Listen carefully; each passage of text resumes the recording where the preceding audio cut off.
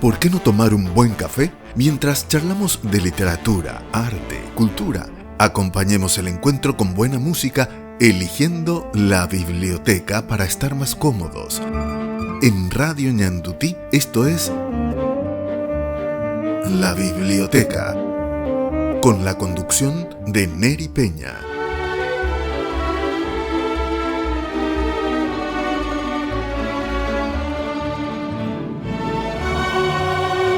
Amigos y amigas de la biblioteca, bienvenidos a este espacio cultural del grupo Ñandutí.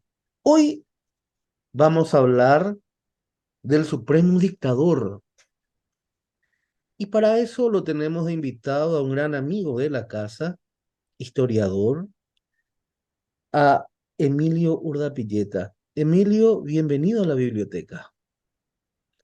Muchas gracias por recibirme en la biblioteca, mi querido Neri Peña. Un saludo para la gran audiencia de Radio Ñandutí TV. Bueno, vos sabés que Emilio, estábamos hablando con Emilio.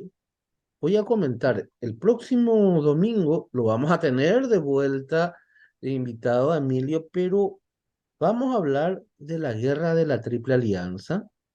Tiene un material muy interesante. Hizo la traducción del francés al Sí. español. Hizo un estudio preliminar sobre los apuntes de un coronel que habla de la guerra del Paraguay.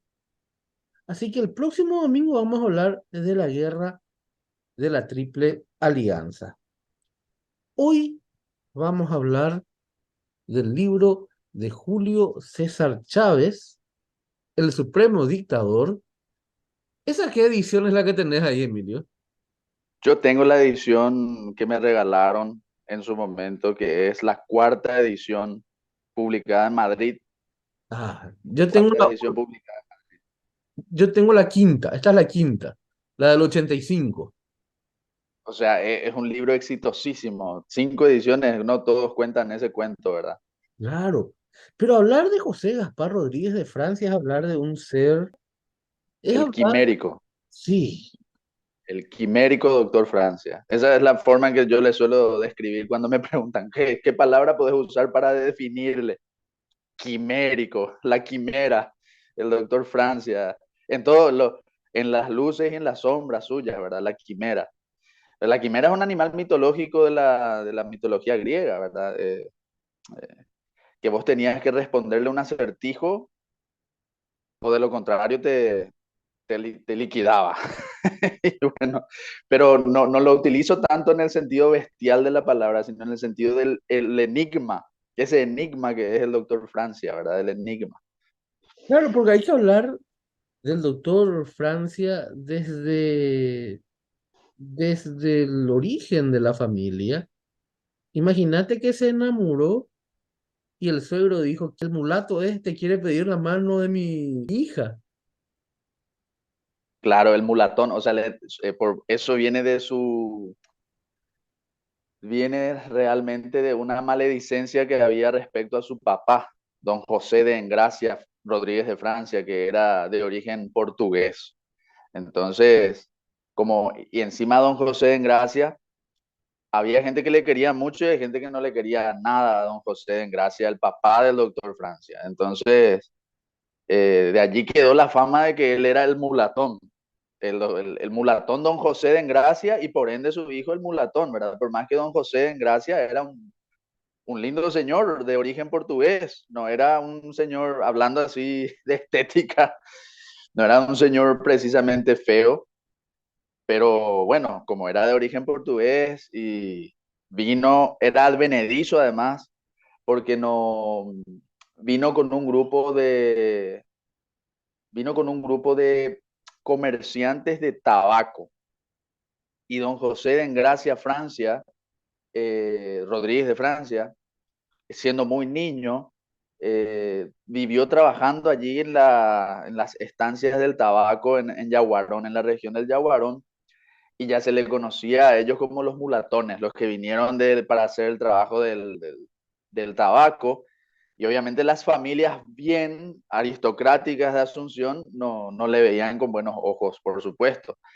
Y de allí que el doctor Francia también recibía un poco de rebote, y eso lo cuenta Julio César Chávez, ¿verdad? Recibía un poco de rebote eso del mulatón. Y bueno, era la época, era la época. Hablamos del origen. Bandeirante, uno de San Pablo, ¿verdad? Sí, a ver, lo de Bandeirante es un poco más difícil ya de precisar, porque la bandera paulista realmente es más del siglo XVII y estamos en el 1600, finales del 1500, principios del 1600 es la época más fuerte de la bandera paulista. Y don José de Engracia Francia, el papá del doctor Francia, ya, o más bien don José de Engracia Rodríguez de Francia, él viene ya en el 1700, 1730, 1740, ya pasó bastante lo de los bandeirantes, ya quedó un poco más atrás en el tiempo. Había siempre, siempre había, pero ya no era más esa época la más fuerte. Entonces es difícil decir si realmente era o no descendiente de bandeirantes don José de Engracia. Lo que sí es que era de origen portugués y que su familia venía de la zona paulista.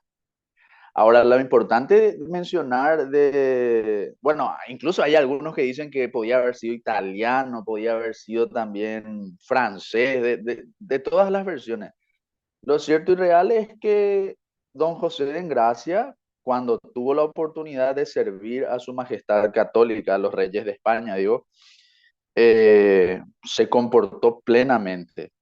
Por ende, podríamos decir que por más que su origen sea portugués, él sirvió con muchísima lealtad al Imperio Español.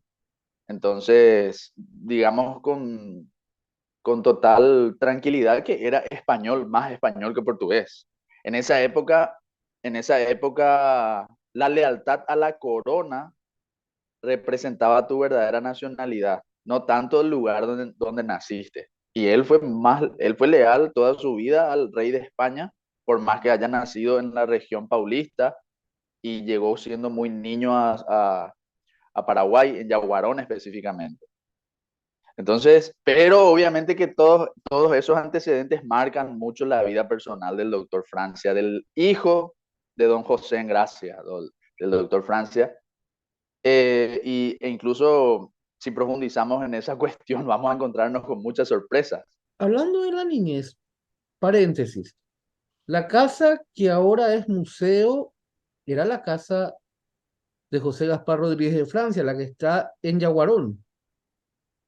Tengo entendido que es así, que era la casa del doctor Francia, que a su vez fue la casa de su papá. Tengo entendido que fue así. Ese proceso que él tuvo de formación es un proceso que también se discute mucho. Tortuoso. Sí, Pasa que, eh, volviendo a la relación del doctor Francia con su padre, porque realmente la figura paterna en el caso del doctor Francia tiene mucho que decir. Eh, don José de Engracia, el papá, em, se hizo militar, se hizo militar, tuvo una oportunidad y la agarró, se hizo al militar, ascendió hasta el rango de capitán de artillería. De hecho, que él, como era de una familia, por más que él era advenedizo en el Paraguay, su familia era aristocrática, la familia de don José de Engracia. Entonces él se hace militar y él tenía una prestanza, un porte, tenía como esa aptitud para ser militar. Aunque nunca logró ascender más allá del rango de capitán, le dieron un cargo que fue inspector de fortalezas, inspector de fortines, inspector de artillería. Y él inclusive fundó el fuerte San Carlos del Apa, que junto a Borbón y Remolinos eran, digamos, esas posiciones históricas del Paraguay que siempre reivindicó ante Brasil ya en la independencia. San Carlos del Apa, al norte del Apa, Borbón y Remolinos allí entre ellos. Y bueno, el joven José Gaspar de Francia, según cuenta Julio César Chávez y otros autores, probablemente deseaba ir por la carrera militar al igual que su padre, pero el papá no quiso. El papá le dijo, no, vos vas a ser un alto personaje, un alto funcionario, vos tenés que limpiar el honor de nuestra familia, vos tenés que ser obispo más o menos. Él buscó eso, el papá, y allí se produce una rebeldía de don José Gaspar respecto a su padre, porque José Gaspar quería ser militar y José de Engracia le dijo, no, vos vas a estudiar, vas a ser funcionario y si Dios quiere vas a ser obispo. Si Dios quiere vas a ser obispo. De hecho que se va a hacer su doctorado en teología en Córdoba. ¿Por qué? Con la intención de ser obispo. Pues no te vas a hacer un doctorado en teología en la Universidad de Córdoba para venir a nada, no, para ser obispo. Lo que pasa es que allí el doctor Francia se le reveló al papá. Eso fue lo que pasó de repente. Bueno, Claro, se cree al menos. es lo que se dice, porque Es lo que plantea Julio César Chávez. sí, y su estadía por Córdoba también dejó, Dejó huella, sí, por pero supuesto. Es que él era brillante en el conocimiento, absorbía todo, era brillante, pero a la vez era sumamente irascible. Algunos dicen, el mismo Julio César Chávez dice que quizás esto era para justamente contrariar los deseos de su padre. Y otros dicen que es por su propia personalidad natural, sobre todo sus enemigos decían mucho de eso, que él era irascible porque ya era luego así el doctor Francia desde siempre. Lo que sí es que llegó a un punto en que casi le expulsaron de la universidad por pendenciero, por querer pelear todo el tiempo con sus compañeros. Y algunos le acusaban de mulatón, la fama ya le antecedía también el mulatón. eh, y él todo el tiempo respondiendo, yo no soy mulato, yo soy de Francia. Allí surge la leyenda de Francia. Yo soy de Francia. Según Julio César Chávez, ¿verdad? Obviamente uno puede disentir, pero realmente la investigación que hace Julio César Chávez, uno mira con los documentos, con las fuentes, con todo lo que él compulsa para sustentar su relato, realmente yo no digo que sea irrefutable o que sea imposible de superar, pero sí es una obra bastante sólida. Entonces, cuando él nos cuenta que el doctor Francia se constantemente le respondía a la gente, le decía, no, yo soy de Francia, yo soy de Francia, no soy un mulatón, no soy un portugués. Bueno, quizás sea muy cierto, ¿verdad? Que él tuviera esa carga emocional dentro suyo. hablan de la situación cuando él se estaba por recibir con el grado de doctor en Sagrada Teología. Pues va a lo de profesor y abogado. Y sí, es que él, nosotros estamos resumiendo un poco, ¿verdad? Pero como nos cuenta Julio César Chávez, es una biografía muy seria, no digo perfecta, pero obviamente muy seria. Cuando él rompe con su papá es justamente en el momento en que él tenía que ordenarse diácono permanente para luego volverse sacerdote. Él ya estaba todo tonsurado, ya estaba todo ya hizo todos los pasos, ya fue acólito, ya fue, en la época se hacían toda una carrera antes de hacerse, hasta hoy también, ¿verdad? En la iglesia. Él ya fue portero, ya fue lector, ya fue turífero, ya fue acólito, ya fue monaguillo, ya pasó por todas las etapas. Ya estaba tonsurado, ya iba a ser nomás luego diácono, diácono permanente. Entonces, él en ese momento se revela y dice, no, yo no me voy a ordenar, yo no quiero ser sacerdote. Y vive una vida disoluta, a pesar de que obtiene su doctorado en teología con las mejores calificaciones. Creo que fue el segundo mejor de su clase. El primero no recuerdo ahora quién fue, y él fue el segundo mejor. Y con todos sus problemas de conducta que tenía en la universidad, fue el segundo mejor de su clase. Y el obispo de San Alberto le recontra conocía, se conocían todos ahí. Y hay una anécdota que dice que San Alberto por favor, portate bien, le menciona, le dice, por favor, portate bien ya. Y sí, señor, le dice el doctor Francia. Pero salió de ahí y se la pasó de juerga, se la pasó de juerga por un buen tiempo cuando regresó a Asunción. Era un excelente abogado porque cuando vos eras doctor en teología, eso te abría las puertas para ejercer la abogacía, porque hay que recordar que en la época del Imperio Español, muchas de las leyes del Imperio Español se basaban en los cánones de la Iglesia Católica, el derecho canónico, se basaba en muchas de las leyes. Entonces, él como era doctor en teología, él también podía ejercer la abogacía y era muy, muy respetado su trabajo, era un genio en lo que hacía, pero terminaba la hora del trabajo y ya salía de juerga en su juventud. Y todo eso era para contrariar a su padre, es como plantea Julio César Chávez, todo era para contrariarle a su padre, y llega al punto en que se enferma él, se enferma gravemente del hígado, eh, y estuvo en cama por mucho, no en cama así de internado, sino estuvo así en su casa, digamos, enfermo, padeciendo esa enfermedad del hígado, o otros dicen que del riñón, por, por unos meses estuvo bastante delicado, hasta que se recuperó y ahí es donde él le hace un cambio, digamos, a su vida. Es donde él dice, bueno, ya me tengo que comportar, digamos, más seriamente. Y bueno, todos fuimos jóvenes alguna vez, supongo. Y el doctor Francia también fue joven alguna vez. Pero la vida profesional, él tuvo ya varios encontronazos con la sociedad. Ya hablamos lo de Mulatón. Cuando él concursó en Sí, unas cátedras para enseñar, que le negaron. le negaron. Porque él no podía aprobar, en esa época se hacía la probanza. Se hacía la probanza, tenía que probar que sus ancestros eran de buen origen, digamos, de origen aristocrático. Podía probar, aunque él era de buena familia, él ciertamente, pero lo que a él le complicaba la vida siempre era el origen de su papá, que era portugués migrante, un migrante portugués que se estableció en el Paraguay. Y aunque don José de Engracia, Francia, fue un excelente soldado y recibió grandes méritos y grandes beneficios, se retiró con una pensión de coronel del ejército, por más que su rango nominal era capitán.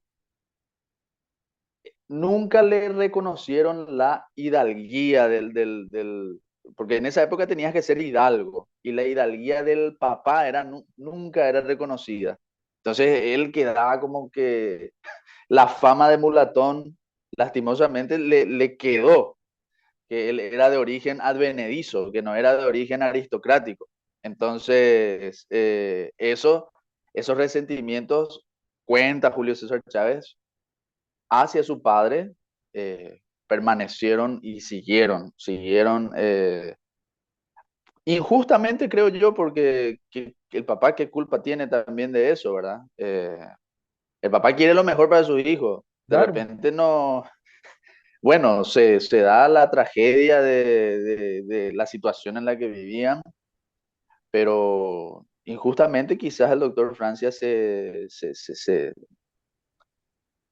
quiso tomar venganza o más bien resintió mucho respecto a la figura de su padre.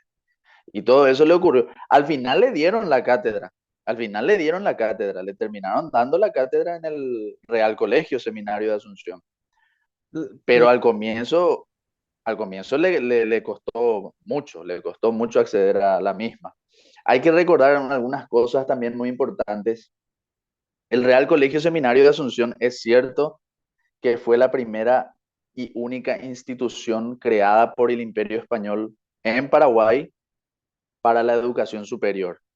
Pero recordemos que nosotros éramos todos parte del mismo virreinato del Río de la Plata. Y la Universidad de Córdoba fue fundada por paraguayos y peruanos, entre ellos el fundador principal, el obispo Hernando de Trejo y Sanabria, nacido en Asunción del Paraguay, hermano de Hernandarias, hermano de pecho de Hernandarias. O sea, la Universidad de Córdoba fue fundada por un paraguayo como Hernando Trejo de Sanabria, y cuando se produce la independencia, Paraguay se queda sin universidad. No es porque no es porque no hubiera la intención, es porque con todo cariño y respeto a los hermanos argentinos, ellos expropian una universidad que era de todos, le pertenecía a todo el virreinato y terminó quedando en manos argentinas, algo que fue creado por paraguayos y peruanos. El virreinato del Perú también tuvo mucho que ver en eso, ¿verdad? Entonces, el doctor Francia, al fin y al cabo, se doctoró en teología en la Universidad de Córdoba, que pertenecía a Paraguay tanto como a Buenos Aires, tanto como a Buenos Aires, nos pertenecía a todos. Entonces, es un poco injusto de repente cuando se dice España no creó ninguna universidad. Es mentira, España llenó de universidades. El Real Colegio Seminario también. La Universidad de Córdoba, la Universidad de Charcas, la Universidad de San Marcos de Lima. España llenó de universidades. Lo que pasa es que esas universidades eran todas de todos los hispanos. Cuando se producen las independencias, Argentina se lleva a Córdoba. Lima se queda con San Marcos y Paraguay lastimosamente tuvo el Real Colegio, seminario, ¿verdad? Pero Bueno. fue así. Eso hay que aclarar también bastante, ¿verdad? Sin embargo, por parte de la madre no había problema con el linaje. No, porque la madre era de buen, por más que la madre, esto es una paradoja, porque aparentemente don José de Engracia Francia era, eh, él no podía demostrar su buen linaje, pero él era un portugués de linda presencia, vamos a decir.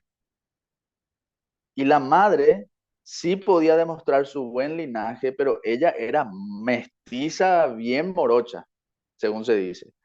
Y aparentemente de ahí es donde él adquiere, por eso se producen muchas paradojas con el doctor Francia. Aparentemente de ahí él adquiere más el color de piel morocho, no tanto de su padre.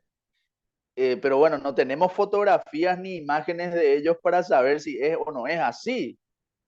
Pero se dice que, de todas maneras, en el Imperio Español el linaje no tenía nada que ver con el color de piel. Eso hay que entender también, la gente tiene que entender. El Imperio Español incluso le reconocía a los príncipes incas, a los príncipes mayas se les reconocía, o aztecas se les reconocía su linaje. Hasta hoy, por ejemplo, hay un ducado de Moctezuma. El duque de Moctezuma del Imperio Español se le reconoce perfectamente su linaje, su ducado, y el señor es morocho, morocho azteca. Los marqueses de Oropesa, por ejemplo, en España, eran todos descendientes de los incas. Y nosotros, entre nuestros adelantados, me refiero a los príncipes incas, entre nuestros adelantados, como por ejemplo Juan Ortiz de Zárate, él estuvo casado con una princesa inca, Leonor Yupanqui, y el linaje estaba perfectamente reconocido.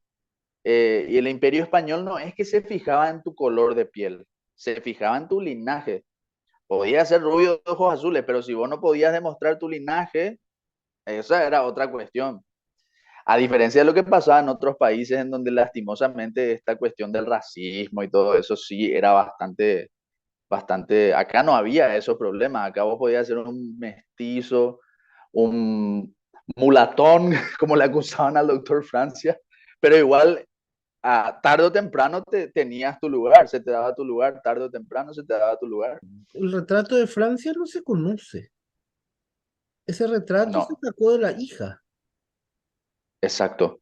Creo que también Julio César Chávez cuenta eso, porque él tuvo una hija. Acá también se creó una especie de, no voy a decir leyenda ni mito, porque la leyenda y el mito tienen otra connotación. En el mito puede haber mucha verdad, en la leyenda puede haber mucha verdad. Acá lo que yo voy a decir es ficción. Se creó una ficción respecto a que el doctor Francia pasó su juventud y se hizo adulto, y a partir de ese momento él vivió prácticamente como un monje. Ya no tuvo más mujeres, ya no tuvo más nada, se dedicó enteramente a la causa nacional y vivió solo, la vida solitaria del doctor Francia, más o menos. Y eso no es cierto. Él tuvo una mujer, no puedo decir a ciencia cierta si esposa, pero tuvo una mujer que era doña María García de Cañete. Y doña María García de Cañete tuvo una hija, la niña Francia.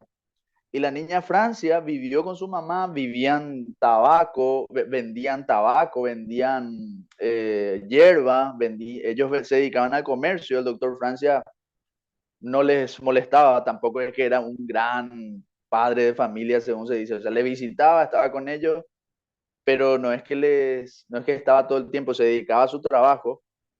Y cuando falleció el doctor Francia no había un retrato de él. Y quedó la niña Francia, doña Ubalda García de Francia. Doña Ubalda García de Francia, entonces a ella le retrataron y al retratarle a ella, tomaron esos caracteres de ella para hacer el famoso retrato que está en el billete de 10.000 guaraníes del doctor Francia. Pero sí se dice que hay unos dibujos sobre él. Eh, en el libro El dictador de Paraguay, José Gaspar de Francia, del coronel Wiesner, hay un dibujo del doctor Francia y ese se dice que sí es un dibujo más parecido, pero también se cuestiona si realmente es de primera mano. Lo que se cuestiona es que sea de primera mano, de que alguien vio al doctor Francia y le dibujó en el acto. Y hay otro dibujo que se le atribuye que es el de Renger, que aparece el doctor Francia con la mano así, sentado en su biblioteca, con la mano así, que también se cuestiona si es realmente él o no es. El amor para el doctor Francia. Petrona Zavala. Y utilizando lo que dije en el párrafo anterior, el mito, la leyenda, la ficción, eh, no, es difícil saber. Lo que sí es que algo de verdad tiene que haber en ello. Algo de verdad tiene que haber en ello.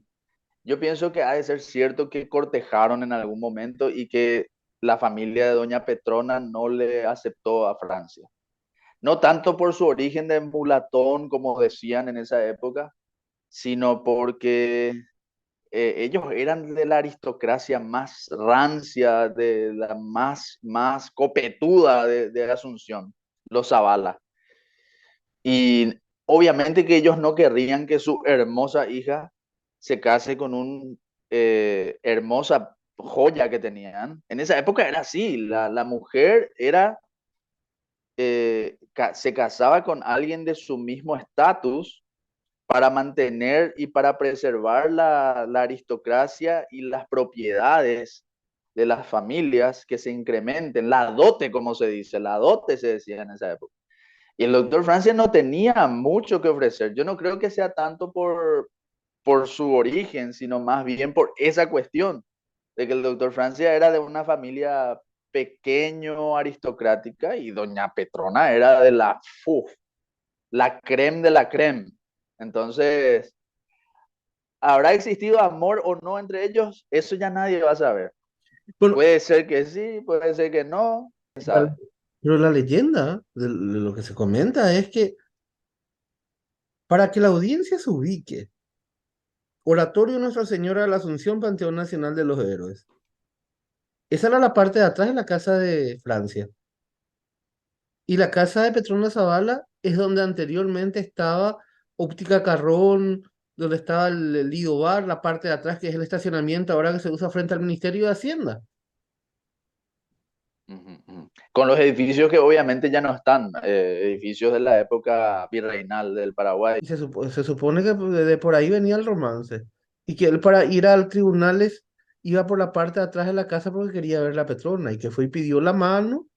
Y la señora, la mamá de Petrona, le dijo, no, mi marido no está, te vamos a responder. Y después le respondieron, no, que ella era muy joven para casarse, pero sin embargo, poquito tiempo después ya se casó. Sí, sí, sí, sí, ella ya estaba prometida. Es que esa era la época, no hay que entender de una mala manera. Pasa que los enemigos del doctor Francia después agarran y dicen, no, que le rechazó, que le trató de esto. No, no, no, no, no. Eso no sabemos. Eso ya es una cuestión posterior que se utiliza para atacar al doctor Francia. Lo que sabemos es que la época era así, doña Petrona de Zavala, eh, pero los Zavala eran estaban, si había 5 familias en Paraguay con muchísimo, muchísimo poder en esa época, eran los Zavala entre ellos. Los Carrillo Viana, los Zavala, los Rojas de Aranda, eran así una super familia. Y evidentemente que para ellos el matrimonio con el doctor Francia era algo desventajoso. El matrimonio con el otro pretendiente, que era Machaín, de la familia Machaín, que era una buena familia en el sentido de que tenía más abolengo, tenía más abolengo, eh, ahí era mucho más ventajoso y más razonable. No hay que interpretarlo de otra, hay que interpretarlo con los cánones de la época y no decir de repente, no utilizar eso como para tratar de desmeritar a nadie, ni a los Machaín, ni a los Zabala, ni a Francia, nadie. Así era la época. Sí, Algo hubo, yo sospecho, así, algo hubo, y que probablemente allí metió mano a alguien y dijo, o no sé, no sé, ustedes no pueden estar juntos, ustedes no pueden, como dice esa canción de Rodrigo, ¿verdad? La canción de Rodrigo, la multimillonaria y claro. el, bueno, algo así probablemente hubo, ¿verdad? Pero qué sé yo. Emilio, ¿me permitís? Vamos a la pausa y volvemos enseguida aquí en la biblioteca por el grupo Ñandutí. Estás escuchando La Biblioteca con la conducción de Neri Peña en Radio Ñandutí. Y seguimos aquí en la biblioteca con el historiador Emilio Urdapilleta. Estamos hablando del supremo dictador de Julio César Chávez. Alcalde de primer voto y diputado de las Cortes. Ya Importantísimo. se dedicó ya a la parte Y política. importantísimo, alcalde de primer voto, que era algo así como una especie de con- eh, concejal, hoy diríamos concejal municipal, pero era diferente el estilo de la época y la forma. Digamos que era un diputado distrital, por usar una expresión, y a la vez diputado ante las Cortes de Cádiz. Eso no es un dato menor. Ese no es un dato menor, el de diputado ante las Cortes, que fue electo por aclamación. Porque su rol como diputado ante las Cortes de Cádiz del doctor Francia va a ser clave para la conformación posterior de los gobiernos que van a surgir tras la revolución en Buenos Aires, la revolución de mayo. Como él era diputado ante las Cortes, electo, proclamado, utilizando los términos de hoy en día, ¿verdad? Electo y proclamado diputado ante las Cortes, entonces él va a hablar con mucho prestigio. Él va a tener mucho peso su opinión va a tener mucha relevancia, no es un cualquiera el que está hablando un diputado electo ante las Cortes de Cádiz. Entonces, eso va a ser de gran peso a lo largo de los acontecimientos. Y es muy bueno que Julio César Chávez haya rescatado ese detalle, que él era diputado electo ante las Cortes de Cádiz, ni más ni menos. Creo que él formó parte, en 1804 1805, el príncipe de La Paz, don Manuel Godoy, fue nombrado presidente perpetuo del Cabildo de Asunción. Y él prometió venir a Paraguay, pero al final no vino, porque se desató ya la Revolución Francesa, la Guerra Napoleónica, todo, entonces no vino, pero se le hizo un comité de bienvenida simbólico y desfiló por Asunción el recuadro del príncipe Godoy, que es el único príncipe del Imperio Español en toda su historia del que tengamos memoria al menos, según Liliana Bresso, el único príncipe de todo el imperio español del que tengamos memoria que fue nombrado presidente perpetuo de un cabildo, el del Cabildo de Asunción. Y el doctor Francia formó parte como alcalde de todo ese comité que hizo todo un espectáculo y había como un sentimiento nacionalista ya. Era como un sentimiento nacionalista que ya estaba ahí. Nosotros somos los paraguayos y nosotros le tenemos al príncipe Godoy como nuestro presidente de nuestro cabildo. Y ustedes en Buenos Aires no. Ustedes en Córdoba no. Ustedes en Charcas no. Nosotros les tenemos. Eso es un evento muy importante también que el doctor Francia estuvo allí. Y hay que comentar para rescatar un poco de esa historia. Y me mencionabas la Revolución de Mayo, ¿verdad? Sí, señor. Sí, sí, totalmente. El doctor Francia tiene un rol fundamental porque él, a diferencia de él, había una efervescencia enorme.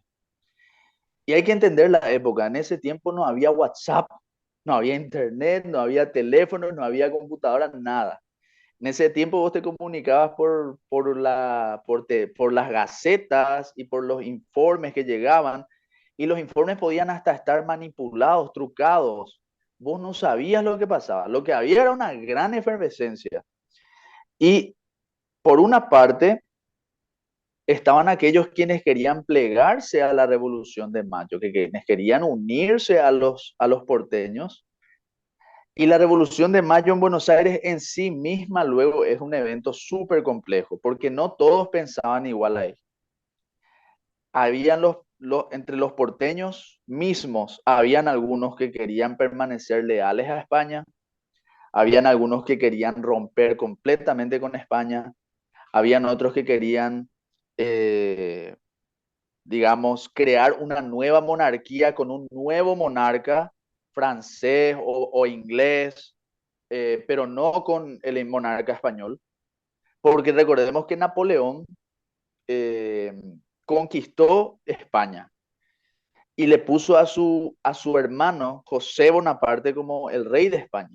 Pepe Entonces Botella. allí, sí, el famoso Pepe Botella que le dice la propaganda. Y entonces algunos decían, si seguimos leales a España, los Bonaparte van a gobernarnos y nosotros no queremos a los Bonaparte. Nosotros no queremos, queremos a los Borbones.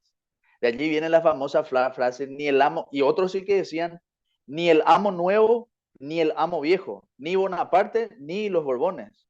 O sea, eso era un caldero, eso era una cosa sumamente compleja lo que pasó allí en el Cabildo de Buenos Aires. Y ese cabildo, acá está la genialidad del doctor Francia, ese Cabildo de Buenos Aires, sin autoridad alguna, busca que las demás provincias se unan a Buenos Aires. Y Paraguay no entró en el juego de Buenos Aires. Paraguay tenía a su gobernador, que era don Bernardo de Velasco. Buenos Aires le derrocó a los virreyes, le derrocó a Cisneros, le derrocó a Liniers, le derrocó a Sobremonte, le desconoció a Elío, le desconoció a Vigodet. O sea, Buenos Aires actuó por su cuenta y jamás le consultó a las demás provincias qué se tenía que hacer. Jamás le consultó. Y ahí es donde el doctor Francia se levanta y plantea, pero señores, nosotros vamos a obedecer a Buenos Aires porque sí nomás.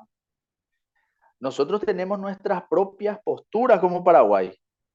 Nuestra provincia tiene su gobernador, nuestra provincia tiene su cabildo, nuestra provincia tiene su propia postura.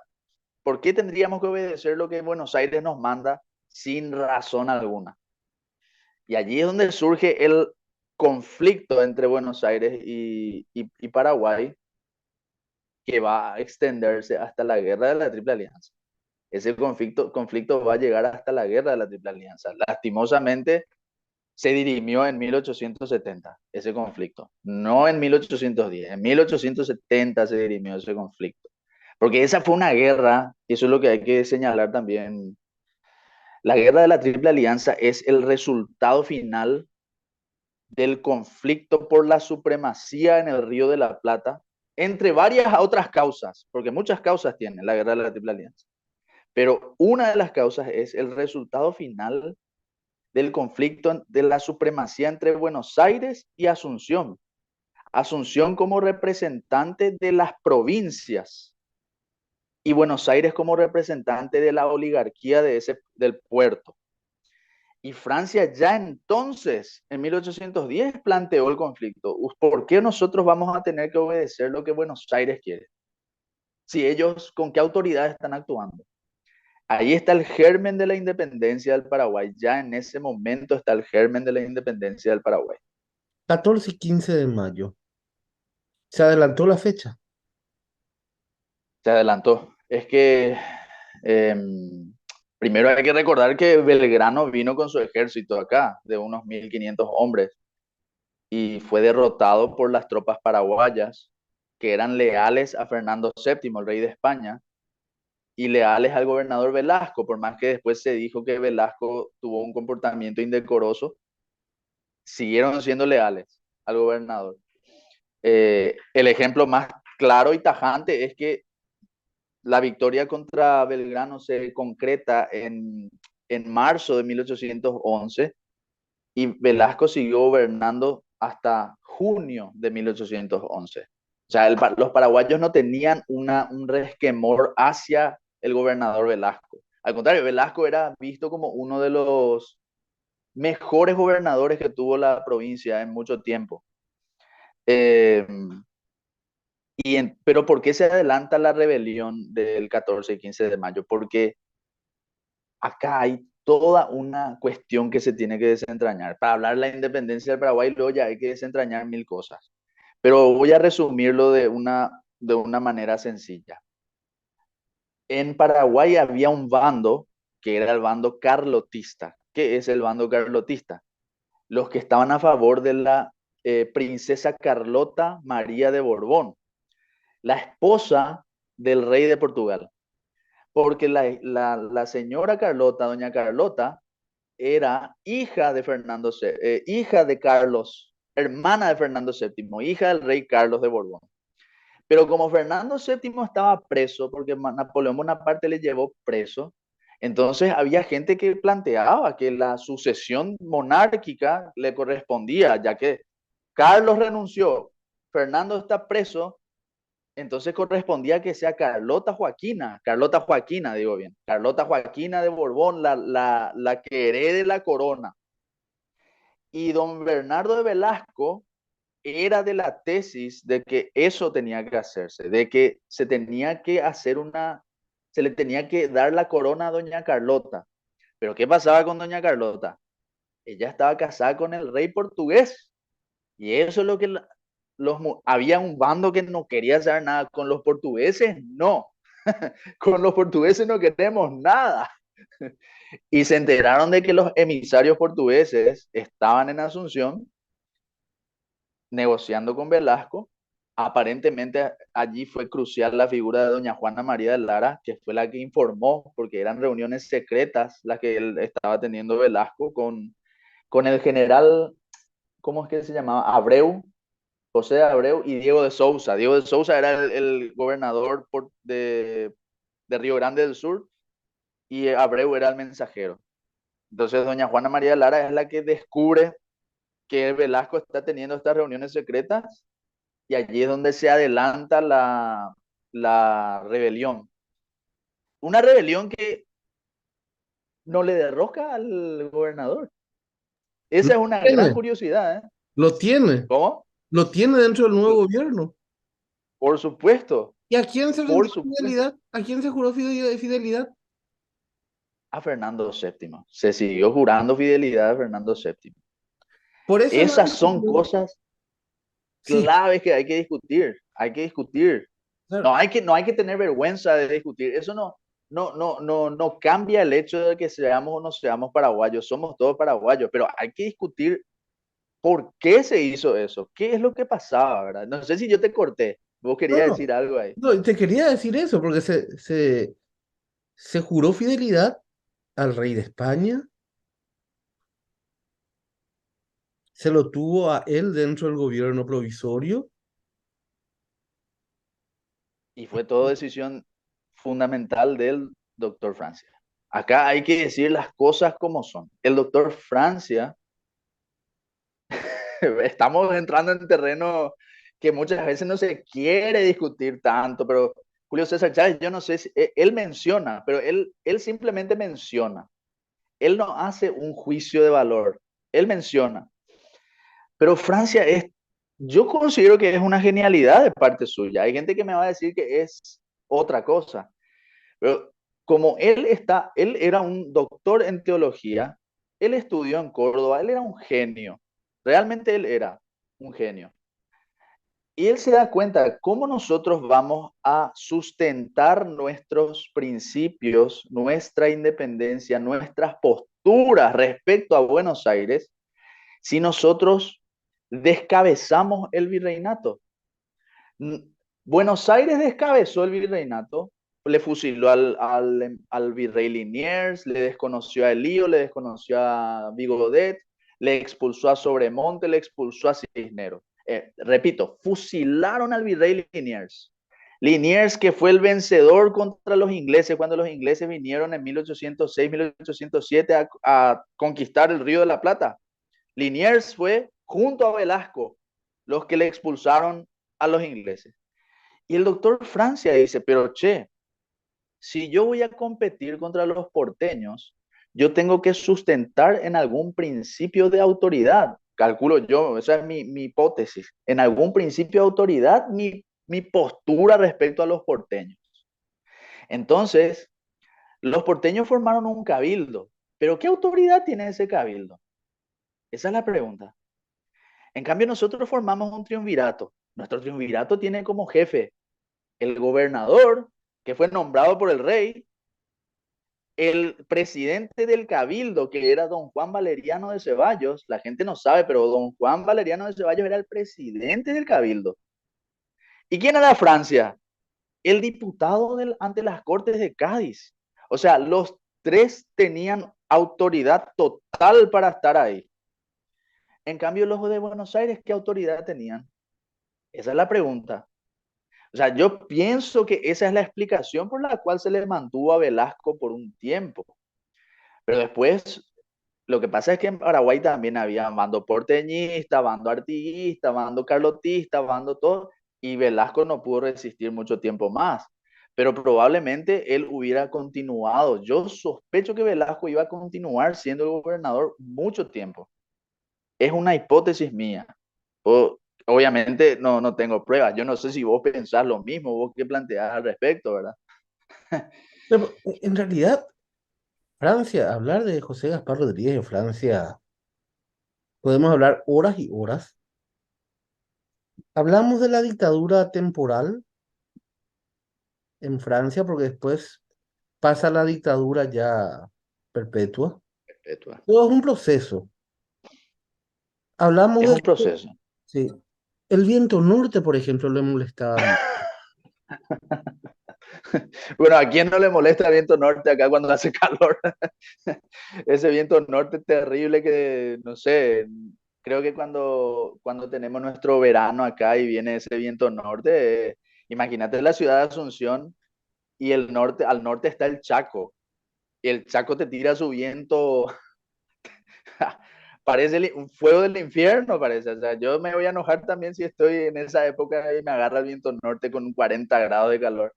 Eh, pero son exageraciones, yo creo, ¿verdad? De repente, cuando venían los viajeros europeos y querían hablar de los personajes célebres de Sudamérica, utilizaban mucho de esas exageraciones eh, para darle color a su relato, para darle un poco de color, porque en Europa se consumía mucho de esa literatura que tenía un poco de fantástica, un poco de... Hay que tener mucho cuidado cuando uno lee los libros de la época sobre los personajes que sea, ¿verdad?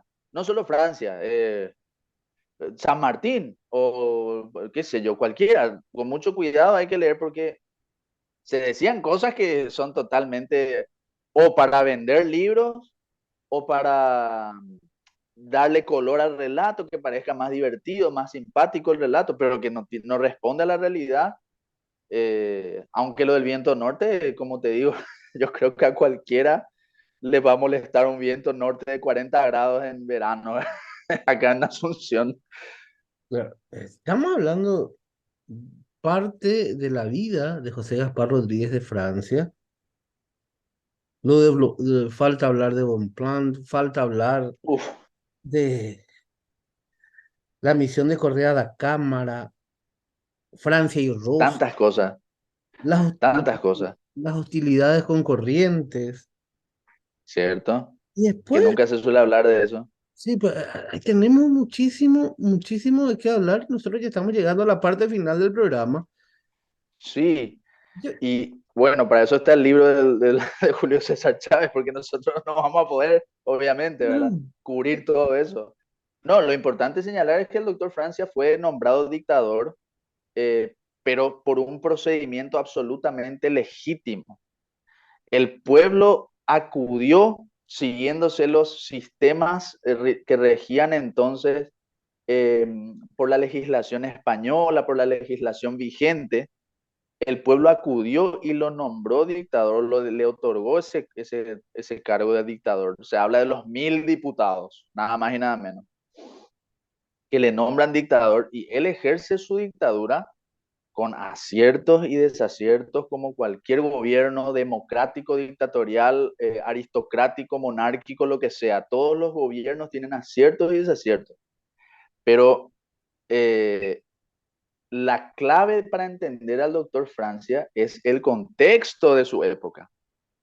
En una época en la que no había internet, en una época en la que Paraguay estaba encerrado por vecinos rapaces, vecinos peligrosos, vecinos anárquicos, vecinos prepotentes que eh, no les iba a temblar el pulso a la hora de arrasar con el Paraguay, no les tembló el pulso en la guerra de la Triple Alianza. Y el doctor Francia hizo lo que pudo hacer. Acá Ortega y Gasset, un gran escritor español, dice, el hombre es con sus circunstancias. El hombre es con sus circunstancias. Hay que mirar a Francia con sus circunstancias, dónde él estaba, qué es lo que él pudo hacer. Porque algunos también le critican y dicen, fue muy pro España o fue muy benevolente, si bien es cierto que en muchas ocasiones le castigó también a los españolistas, ¿verdad? Pero fue muy benevolente hacia los españoles, o fue muy severo con los porteñistas, o fue muy severo. Hay que ubicarse en el contexto histórico. No es una frase, eh, no es una frase hecha esa, no es un cliché, es una realidad. Hay que ubicarse en el contexto del doctor Francia. Eh, claro, alguien va a poder venir a decir si por culpa de Francia hoy no somos Argentina, ¿verdad? Hay otra gente que dice, gracias a Francia, hoy no somos Argentina. Es una cuestión de claro. perspectivas. Después quiero ir a la otra parte, lo de la muerte. Se lo enterró en la iglesia de la Encarnación. Tantas leyendas que el propio Chávez dice. Uno, que se sacó no se identificó la tumba para evitar que sea saqueada. Dos, de que se tiró al río Paraguay. Y tres, la más fantasiosa, que el diablo le llevó, que pidió que se saque de ahí porque, ¿cómo era? Estaba en terreno sagrado. Pero el Sí, tema sí. es que ni siquiera, como él tenía problemas con la Iglesia Católica paraguaya, se tuvo que traer a un sacerdote de Córdoba. Cuenta la leyenda. Julio César Chávez pone todo. O sea, él pone todo y él dice, saquen sus conclusiones ustedes. O sea, él no te impone una conclusión. En ese sentido, al menos. Yo creo que hace poco dijeron por ahí que hay una cuarta versión incluso que está en Yaguarón su cuerpo. Hay una cuarta versión incluso que está en la iglesia de Yaguarón su cuerpo. O sea, es que todo en él es una quimera, el doctor Francia. Todo en él es tan enigmático. Él mismo quiso que así sea y se cumplió ese misterio. La única realidad es que el pueblo El pueblo le lloró. El pueblo le lloró porque el pueblo se sintió seguro con él. El pueblo se sintió tranquilo con él. El doctor Francia no se metió con el pueblo, con la clase media baja, vamos a decir, él no se metió. Hasta la clase media alta, te diré, no se metió. Él se metió con esa clase alta, sean los porteñistas, o sean los artiguistas, o sean los españolistas eh, que querían ceñirse a Napoleón, los napoleónicos. Al punto tal que cuando falleció Francia, dice que el primero en llorar su muerte fue el general Artigas, que estaba preso en San Isidro de Curuguatí. Le dicen, murió el dictador, y dice que él llora y se saca el sombrero. Y el doctor Francia murió, pero su sombra seguirá viva siempre en el Paraguay.